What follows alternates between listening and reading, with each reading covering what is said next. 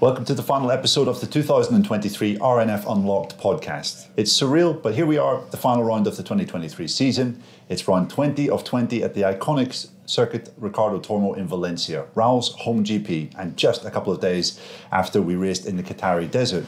It's been a rollercoaster season for the RNF MotoGP team, and we're joined today with Razlan Rizali and Wilco Zielenberg to give you direct access and insights on the RNF MotoGP team and to look at this season as a whole. So, welcome, gentlemen. Thank you. Hi.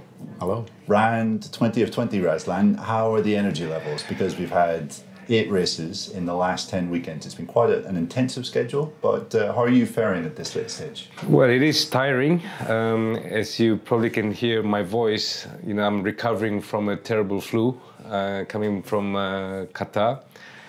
And after what happened in Qatar, it's not a nice feeling coming to the last race with Miguel out again, for this weekend. Okay, Salvador is coming back in, and we know it's Raul's favorite track. But yeah, it's been tiring, and to be honest, I'm just happy for the season to come to its end. Yeah, absolutely. I should say that I'm Neil Morrison. I'm joined today as well by Adam Wheeler, who will also be presenting.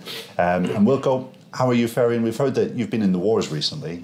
Your racing career might have ended at the end of the 1990s, but your football career has ended as recently as last week. Yes, that's correct.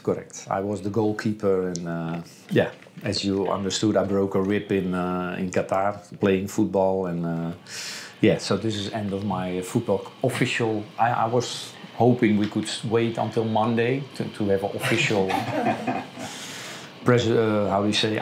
announcement, and but we won anyway against Aprilia. I had the ball. The ball. There was also. You made a great save as well before you got injured. Yes, Yes. It was impressive. I think a comeback could be on the cards. I finished on a high. Absolutely. Well, gentlemen, I guess it's been a very interesting season for you guys. A massive change in the team for 2023, switching from Yamaha machinery to Aprilia. I guess it was always going to be a learning season with this new relationship, a new factory as well coming on board. Going back to the start of the year, before Portugal and that kind of dramatic weekend, can you remember what your expectations were at that time? And are we roughly where you expected to be? Of course, when we make the decision to switch to Aprilia, I consulted a lot with Wilco. And when we made the decision to choose the riders, I also consulted very much with Wilco, being the most experienced one in the team. And if we can recall back when we were with the Petronas team and we had Frankie and Fabio, and Wilco said, yes, it's going to be a good season, a good match, and it happened. But then when we announced Dovi and Darren, and he said it's gonna be a disaster, and it did. Okay, so finally when we had Miguel, not a disaster. Because finally, important to say is we have never been slow. But you need to be realistic, So when we started in 19, the situation was completely different than it is now. And even with Darren, he did a strong performance coming from Moto3. Okay. And Andrea jumping on board on a factory Yamaha, hoping he could do something what he was dreaming of. It didn't happen, So the platform of all the bikes made a big jump, and clearly we were not in the riding chair anymore, from the championship, which Yamaha was for many years.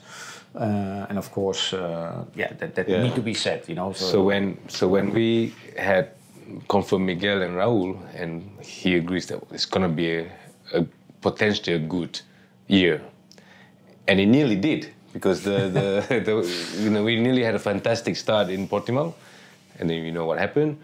Raul in the beginning was not so. He was a challenge to work with. Then we had some good results with Miguel, some 4th and 5th, couple of top 10, and even with Raul. 6th, and that was our target, anyway, to aim for 5th with Miguel, which we know he can do sometimes better. And but we were more optimistic of at least getting one podium, but that didn't happen. And after Misano, all the flyaways was quite a disaster, really. Well, I would address it differently. Okay. It was disappointing, but not a disaster, because we never have been again slow. You know, if you see, Raúl was first on the Friday in Qatar, and he was a half a second faster on the Saturday. But of course, everybody goes faster, and he was 9th. And then it was already a disappointment, but it actually not. It was the lap record from the year before. Of course, the track was resurfaced and renewed. But, you know, Raúl struggled to be 30 seconds behind the race winner the year before. And now he was fighting with Fabio and Marc, and these are all champions, world champions around him. And, you know, the fact that we choose him, we know he's really talented and has a big career ahead of him, but he has no title yet. And he's fighting with a lot of world champions, and that need to be said. And I was very proud after the race, in the sprint race basically in Qatar. But he doesn't, and the team didn't feel like that. We were 14th, you know, the number is wrong, but he did a fantastic race. He fight and he learned a lot. And I think for next season we will prove that we are on the good way. Do you feel with immediate hindsight that it's been a season of transition? Because also, you know, with Aprilia, you guys are almost like the guinea pigs, right? Because 2 seasons before, Aleix Espargaro is telling the media that Aprilia need a satellite team. They need more development. They need more bikes on the grid. And you played that role for the factory this year. So, you know, it was maybe unrealistic to expect it to be, you know, all roses. And exactly. Yeah, and it's a learning curve. I mean, we are basically rookies with Aprilia. You know, all the guys, all our team members are rookies. First time touching the bike. The riders are rookies on the bike. I mean, what do you expect? Last year, the 2022 RSGP is not free of troubles. You know, has a problem. You know, Yamaha had 20 years experience with the satellite team. This is Aprilia's first year. You know, so they are trying their best to manage all kind of things, especially the spare parts department and all that. You know, but your words are correct and true. But still, we were aiming for a podium place. Yes. So that doesn't match. You know what I mean? And clearly, that also doesn't match. And it didn't happen. Yeah, because that's what we learn over the years. It's a mismatch, you know? Well, you had a guy who won 2 GPs last year on the team. True, but also we had the pace. You know, we were on podium sites in Silverstone. We missed it. He was 4th. Miguel, and he was on the podium position the last lap in Portimao. Of course, he was 2nd in the main race. So we have been much faster than the year before, because we were always in the back and we never challenged a good position in the top 5, and which we did this year. But of course, more times not than we did. Actually, if you compare Maverick in his first year on Aprilia to Miguel's first year, I can't recall how yeah, also, this is our first year with the 2 riders on the Aprilia, and also the first year of Maverick. He needed to adapt himself to the bike. And you would think that Miguel adapted better than he Maverick. adapted faster, because he was straight away fast in Valencia. Here with the test, he was directly there. But okay, race by race, then you have a whole day of testing. But when you arrive in India or whatever, or Indonesia, and where we won, but you jump on a bike that you've never been around, and you have 3 times 45 minutes, and then you need to qualify, because you ask us about the season. But we should not forget that this season was very special with all these sprint races, and you know, we have seen many changes and crashes as well. So saying that, I think it has been fantastic that they made that free practice 1 free, because you know, I was crying a little bit that we needed a camera for this race. It's the last race. We only had a camera in Portimao on board of our bike, and I asked Serge and basically Dorna, and they said, sorry, we don't have cameras anymore. Everything is destroyed, you know, because there are too many crashes. So they destroyed a lot of cameras this year, and it's also due to the new format. So we don't have to hide that. Of course, you like the sprint races or you don't. Just to put on record, when we had that MotoGP IRTA meeting, Wilco was very, very strong in changing the format on Friday. At one stage, he was hammered by everybody. Okay, so but then they changed it. Yes, yeah, and actually this morning or this afternoon we had this meeting. And also for the future, they're going to make some other changes. But they said, look, clearly it's working that FP1 for MotoGP is better. So I said, You know, I raised my hand. I said, Hervé, is that? Yeah, we'll go. It's true. It was better to change. You know what I mean? But it's important to evaluate if you change things, you know. And I think they reacted a bit too late because everybody was already injured at that period, you know. And I can see a political career on the horizon here. What do you reckon? No. No, well, you know, we have a lot of experience, and to say to the whole paddock and to see what's happening in front of your eyes, and then to say, yeah, well, we have the same track time as last year. Yes, I know, but the result is a little bit different with those sprint races, you know. So, and that's why.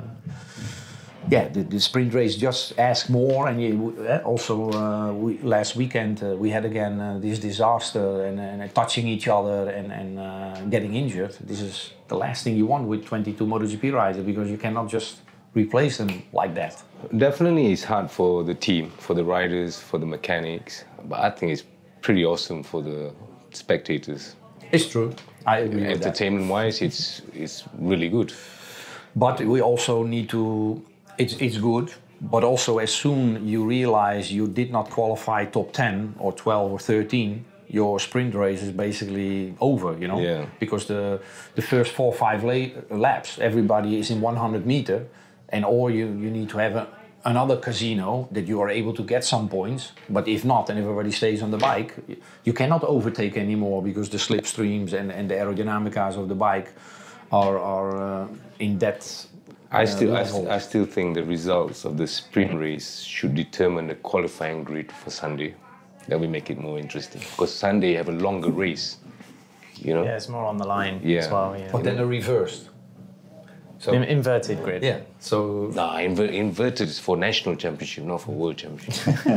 Yeah, but then both races are done directly, you know what I mean? For me, as soon as you start at the moment in the front of MotoGP. Because you get points from 1 to 9th. Okay, so the guys from the 10th, you know, you either just ride and finish the race, that's it. You know, but if but then it makes it interesting to finish last, because you can start on the top of the grid. You don't get points, we can start in the front of the grid.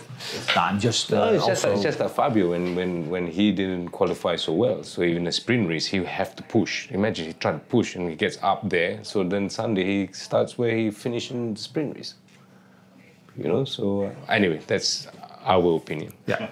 It's definitely an interesting idea, guys. I would like to ask you something. You mentioned there that up until the European season, very competitive. We think back to Barcelona, and Miguel was fighting for the podium there. And then there was a bit of a downturn in results when we had these flyaway races. I mean, can you maybe explain what happened? What was the reason for this maybe lack of... It's always difficult, but clearly...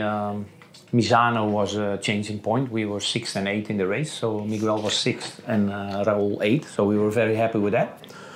Then on the Tuesday we had the official test, and looking to the results and backwards, basically, from that moment on, Miguel was less competitive, basically. So we tried the 2023 bike there, and I tried to stop that. I said, don't do that, because we will not reach anything, you know, because if the bike is good, they are disappointed that they don't have that bike. When the bike is not good enough, they already complain because they get that bike next year, you know. So I said, there is always there's not a win-win situation.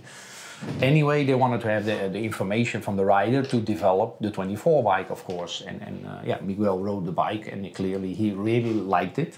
And from that moment on, actually, he struggled to get the best out of his 2022 package. You know, this is how I read it. But of course, many other things also happened. You know, and it's difficult to judge it very well. You know, the HRC talk, it was also included, and you know, you never know how a rider is being influenced by something. And so he was unsettled twice then, by trying the 23 bike, and then also all the talk that was we assume. You know? Anyway, many things happened, you know. Yeah. So of course, behind the scenes, his wife was full pregnant and traveling around the world, and you know, it's all small details. Of course, he will, you know, because I was in that situation before. I said, no. You know, when I close the visor, I'm gone. But you never know. And anyway, clearly. You know, last round in Qatar, he was. You felt that he comes from a different area again and trying to be strong and you know, giving the 120% that you basically need at the moment in MotoGP. Razlan, when it comes to, I mean, I know you have to be a bit diplomatic with the situation with Aprilia, but when Raul is making comments like he needs more from Aprilia, he wants to see more support or more new things, how do you deal with that? You must understand the riders' frustrations, but then... I don't tend to be diplomatic about it. You know, we discussed it with Massimo, Paolo, and Romano. I don't like the excuse whereby this is racing. You know, mechanical problems happens. You know, certain things maybe I accept. You know, like for example, if Miguel's engine seized or blown in Buriram, Malaysia. We had a technical problem, yes. Okay, technical problem. Okay, so that is something that, yeah, even with Yamaha we had technical problem, you know, but there's some technical problems that I can't just accept, you know, so we made our feelings known to Aprilia. And of course, Raul's jumping up and down saying that, you know, this is not acceptable, and yeah, it's not. So they have committed to do better next year. You know, it is a learning curve for them, but in some ways, Wilco already forewarned me about this situation. Well, no, I think you're right, but anyway, you know, we have the 2022 package from the factory team last year, but we know the period before, you know, so those bikes are always kind of hybrid, you know. We are quite sure that the 2023 bike from Maverick and Alès are fresh material from last year because we took over everything. So that's what we're going to do again. So we will have fresh material. Fresher.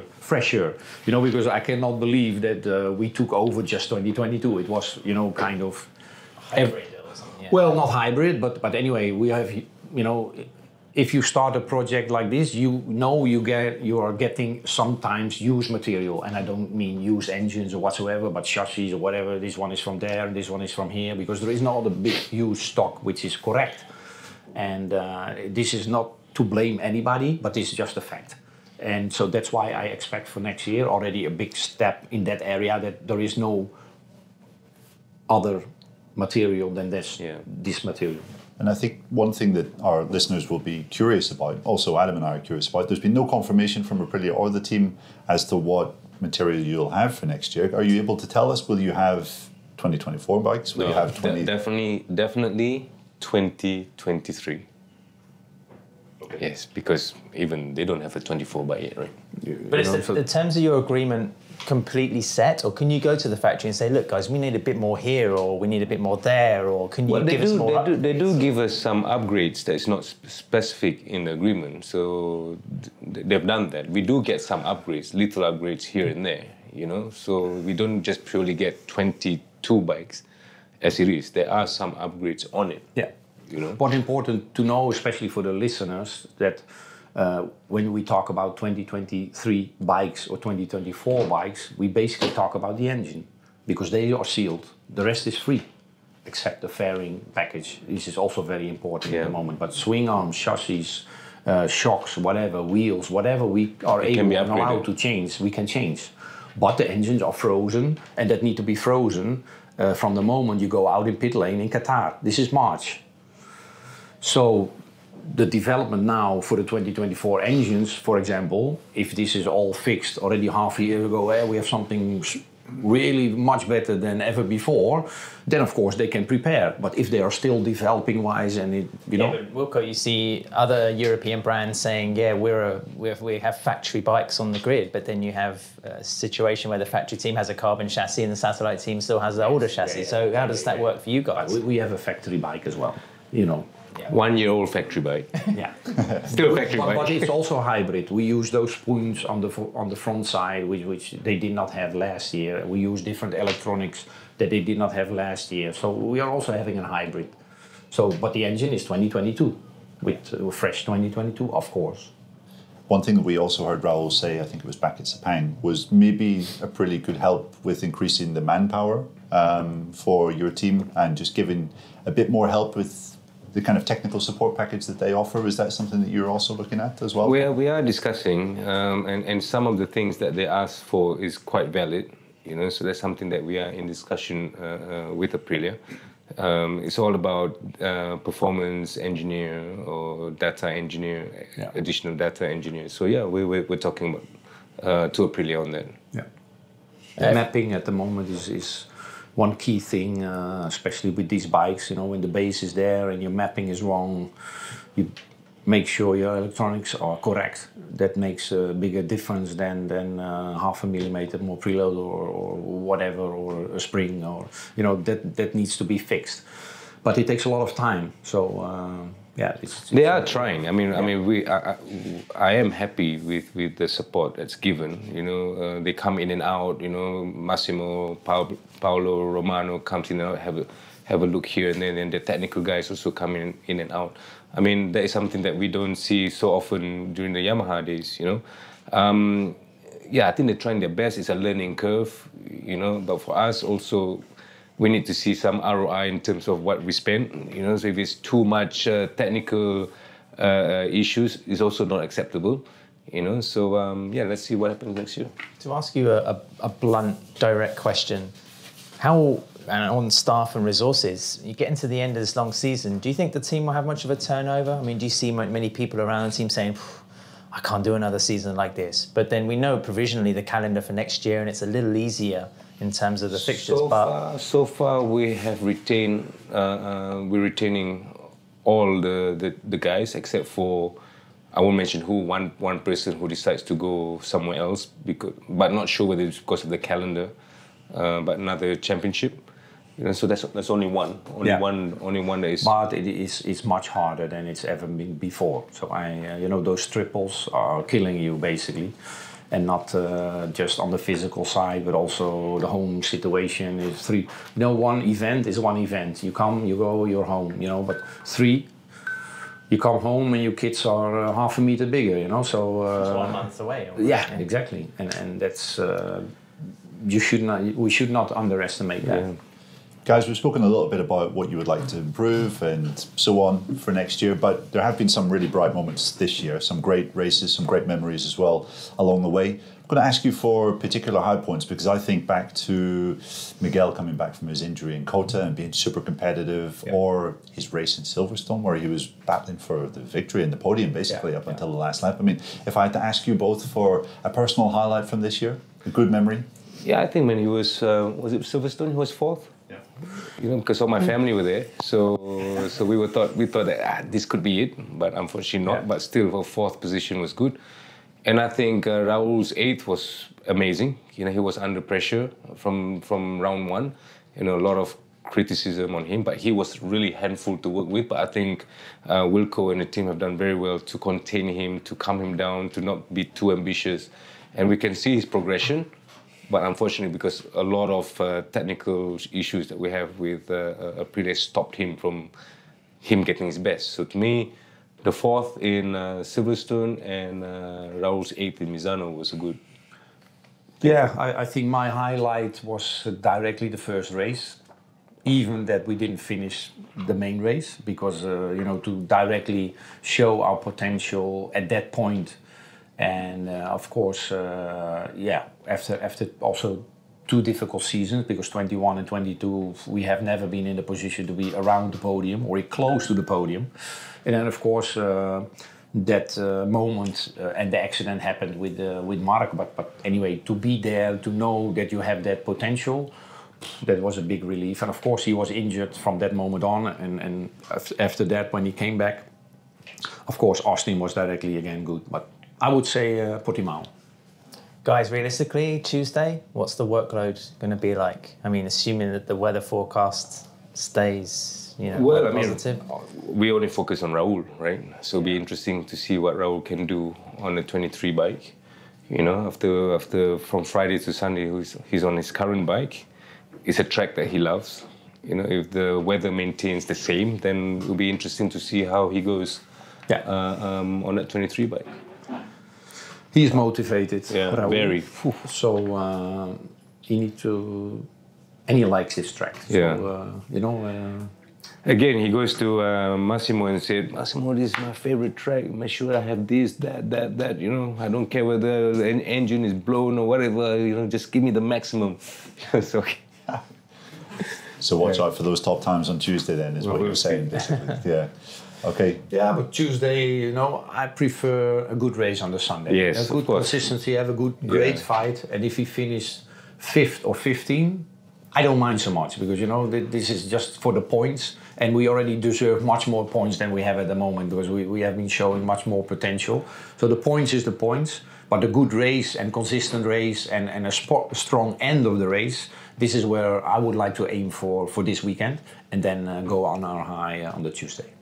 Okay, sounds good, gentlemen. And there you have it. We're so happy to have been able to bring you some great insights throughout this 2023 season with direct access to the RNF MotoGP team. I want to say a big thank you to both Razlan and Wilco for your opportunities to speak with us this year, your insights and all the secrets you've been sharing. So thank you very much, gentlemen, once again. The honesty. Pleasure. Yeah, it's great. It's always refreshing to hear, you know. It's sometimes when you have official Q&As, especially with like Dorna and official channels, maybe you cannot always say what you want to, but I think if you have a podcast like this, then, you know, you can give your opinions and I think people will respond to that. That should be how it is, I think.